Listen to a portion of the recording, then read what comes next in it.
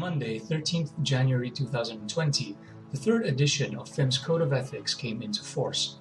The rules contained in the code must be followed by all distributors and consultants of unit trust schemes and private retirement schemes. So if you are a distributor or a consultant, then this code is for you. The objective of the code is to set the ethical and professional conduct standards of distributors and consultants and to deal with any matters that may adversely impact the industry. The code's objective is also meant to ensure that the investing public has confidence in the unit trust and private retirement scheme industry, as well as in you, as distributors and as consultants. The code sets out 5 core principles that you are expected to uphold: honesty and integrity, professionalism, avoidance of conflict of interest, disclosure of information, and observance of confidentiality. To expand on the 5 core principles, Chapter 3 of the code specifies what each distributor and consultant must do in order to be compliant with the code. Some of the actions distributors and consultants must do are: act at all times with honesty and with integrity, act in the best interest of the investors, exercise due care, skill, and diligence when dealing with investors, provide prompt, efficient, and continuous service to investors. If you are a consultant, show your FIMM authorization card when meeting with investors. Ensure that your own interests do not conflict with the interests of the investors.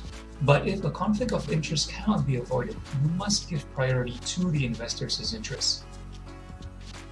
Provide a prospectus or disclosure document or product highlight sheet to the investor so that the investor can make informed decisions. Ensure that the investors' personal and financial details are protected at all times. Likewise, Chapter 4 of the code lists down actions that you, as a distributor or consultant, must not do, such as forging an investor's signature, falsifying documents to be submitted, engage in aggressive or offensive sales practices, request, allow, accept, or submit any pre-signed form, make an investment decision on behalf of the investor, performing unnecessary additional transactions to generate higher commissions, forecasting or guaranteeing or exaggerating the successful future performance of a unit trust scheme or private retirement scheme, disclosing an investor's personal and financial information without the investor's consent.